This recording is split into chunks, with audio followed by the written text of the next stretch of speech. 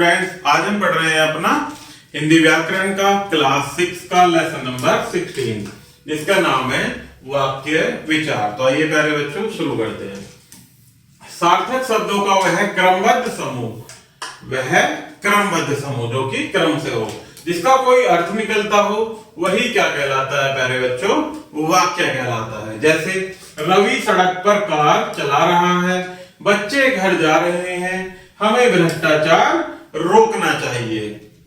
उपयुक्त वाक्यों में प्रयुक्त सभी शब्द सार्थक हैं, अतः वे इस प्रकार क्रमबद्ध व्यवस्थित है कि वाक्य के अर्थ को पूर्ण से व्यक्त कर रहे हैं। अतः ये सभी क्या है प्यारे बच्चों? वाक्य हैं। तो वाक्य किसे कहते हैं? कि कुछ ऐसे शब्द जो क्रमबद्ध तरीके से व्यवस्थित हों और उनका पूर्ण अर्थ निकलता हो, ऐसे ही शब्दों के समूह को क्या कहते हैं? वाक्य कहते हैं। वाक्य के भाग दो होते हैं, जिसमें पहला है उद्देश्य और दूसरा विधेय। इनको 1 बाय 1 पढ़ते हैं। पहला है उद्देश्य। वाक्य का वह अंश जिसके विषय में कुछ कहा जाता है उसे ही हम क्या कहते हैं? उद्देश्य। जैसे लड़की गाना गा रही है, तो इसमें लड़की क्या है प्यारे बच्चों? उद्देश्य है, क्योंकि गाना कौन गा रही है? लड़की। नेक्स्ट है विधेय। वाक्य में उद्देश्य के विषय में जो भी कुछ कहा जाता है उसे क्या कहते हैं हम? विधेय। जैसे लड़की गाना गा रही थी, वाक्य में लड़की क्या है हमारा? अभी हमने पढ़ा उद्देश्य, और इसके बारे में क्या कहा जा रहा है कि वह गाना गा रही है। तो गाना गा रही है क्या है, या गाना गा रही थी, वो विधेय है। आगे देखते हैं प्यारे बच्चों वाक्य के भाग। वाक्य के दो भाग होते हैं, रचना के आधार पर और अर्थ के आधार पर। पहले पढ़ते हैं रचना के आधार पर, जो कि 3 प्रकार के होते हैं: सरल या साधारण वाक्य, संयुक्त वाक्य या मिश्रित वाक्य। तो सरल वाक्य के बारे में पढ़ते हैं। इस वाक्य में एक ही क्रिया अथवा विधेय होते हैं। जैसे अनुराग तो चला गया। नेक्स्ट है आप हैदराबाद कब आ रहे हैं। नेक्स्ट है मैं मथुरा होता हुआ दिल्ली पहुंचूंगा। उपयुक्त वाक्यों में चला गया, आ रहे हैं तथा पहुंचूंगा एक एक क्रियापद अथवा विधेय है, अतः ये सरल वाक्य हैं। सरल वाक्य में अकर्मक, सकर्मक, द्विकर्मक तथा प्रेरणार्थक इत्यादि किसी भी प्रकार का क्रियापद हो सकता है। जैसे अभिषेक पढ़ रहा है, अभिषेक पुस्तक नहीं पढ़ रहा है। संयुक्त वाक्य नेक्स्ट है, जिसमें 2 या 2 से अधिक स्वतंत्र वाक्य समुच्चय बोधक या योजक द्वारा जुड़कर एक वाक्य बन जाने पर संयुक्त वाक्य कहलाते हैं। जैसे परिश्रम करो अन्यथा पछताना पड़ेगा, मैं पढ़ रहा था और वह शोर कर रहा था। तो समुच्चय बोधक से जुड़कर क्या बन जाते हैं? संयुक्त वाक्य। उपयुक्त वाक्यों में अन्यथा तथा और शब्दों के द्वारा 2 स्वतंत्र वाक्य जुड़े हैं, इसलिए क्या है? संयुक्त वाक्य। विशेष संयुक्त वाक्य में कोई वाक्य अप्रधान या आश्रित वाक्य नहीं होता, सभी वाक्य समान महत्व के होते हैं, अतः संयुक्त वाक्य में आय उपवाक्य समानाधिकृत उपवाक्य कहलाते हैं। नेक्स्ट है हमारा मिश्र वाक्य। एक स्वतंत्र उपवाक्य जब अन्य आश्रित उपवाक्यों से मिलकर एक वाक्य बन जाता है तो वह मिश्र वाक्य कहलाता है। मिश्र वाक्य में एक वाक्य प्रधान वाक्य होता है एवं शेष वाक्य उस पर आश्रित होते हैं। जैसे वह लड़की मिल गई जो मेले में खो गई थी। उपयुक्त वाक्य में वह लड़की मिल गई प्रधान उपवाक्य है, जो मेले में खो गई थी उस पर आश्रित उपवाक्य है, अतः यह एक मिश्र वाक्य है। आगे देखते हैं प्यारे बच्चों अर्थ के आधार पर वाक्य के प्रकार, जो कि कितने होते हैं? 8 प्रकार। 1 बाय 1 इनको पढ़ते हैं प्यारे बच्चों, जिसमें पहला है विधानवाचक वाक्य। किसी क्रिया के सामान्य रूप से होने की सूचना देने वाले, किसी व्यक्ति, वस्तु या स्थान आदि का ज्ञान कराने वाले वाक्यों को विधानवाचक वाक्य कहा जाता है। इस प्रकार के वाक्य भूतकाल, भविष्यत काल या वर्तमान काल में से कोई भी हो सकते हैं। जैसे श्रेया पढ़ रही है, मैं 5-7 दिन से लौट आऊंगा, वरुण 2 दिन पहले ही चला गया। इस प्रकार से नेक्स्ट होता है विधिवाचक या आज्ञावाचक वाक्य।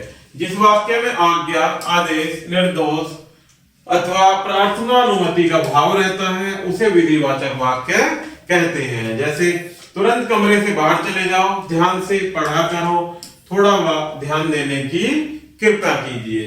इसी प्रकार से नेक्स्ट है प्यारे बच्चों प्रश्नवाचक वाक्य। जिस वाक्य में किसी कार्य, व्यक्ति, वस्तु या स्थान के विषय में कुछ पूछा जाए या प्रश्न किया जाए उसे प्रश्नवाचक वाक्य कहा जाता है। जिन प्रश्नों के उत्तर हाँ या ना में अथवा अत्यंत संक्षिप्त होते हैं वे वाक्य प्राय क्या से आरंभ होते हैं, अर्थात वाक्य में क्या शब्द का प्रयोग होता है। जैसे क्या यह पुस्तक आपकी है, क्या आप कल आएंगे, आपका क्या नाम है। लेखन में प्रश्नवाचक वाक्यों के अंत में प्रश्नवाचक चिन्ह अनिवार्य रूप से लगता है। नेक्स्ट है प्यारे बच्चों नकारात्मक या निषेधात्मक वाक्य। जिन वाक्यों में इनकार, अस्वीकार अथवा निषेध का भाव रहता है उन्हें नकारात्मक या निषेधात्मक वाक्य कहते हैं। इस प्रकार के वाक्यों में न, नहीं अथवा मत शब्द का प्रयोग होता है। जैसे उदाहरण से समझते हैं, मुझे कार चलानी नहीं आती। नेक्स्ट है अब बारिश नहीं हो रही या बाहर मत जाओ। इस प्रकार से नेक्स्ट है प्यारे बच्चों इच्छावाचक वाक्य। जिन वाक्यों में अपने मन की कोई इच्छा, संतुष्टि या दूसरे के प्रति कोई कामना, आशा, आशीर्वाद का भाव व्यक्त हो उन्हें इच्छावाचक वाक्य कहते हैं। जैसे चिरायु हो, दीपावली मंगलमय हो, काश मैं पंछी होता। इसी प्रकार से नेक्स्ट है प्यारे बच्चों संकेतवाचक वाक्य। जिस वाक्य में एक कार्य की सिद्धि के लिए किसी अन्य कार्य की पूर्व सिद्धि की ओर संकेत हो उसे संकेतवाचक वाक्य कहते हैं। जैसे उदाहरण से समझते हैं, पानी बरसता तो खेती होती, तुम साथ चलोगे तो मैं भी चलूंगा, अगर तुम परिश्रम करते तो सफल होते। इसी प्रकार से नेक्स्ट है प्यारे बच्चों संदेहवाचक वाक्य। जिन वाक्यों में संदेह या संभावना का बोध हो उन्हें संदेहवाचक वाक्य कहते हैं। जैसे आज उत्तर प्रदेश में कहीं कहीं गरज के साथ छींटे पड़ सकते हैं। नेक्स्ट है हो सकता है मामा जी कल आए। नेक्स्ट है शायद पिताजी बाजार गए हैं।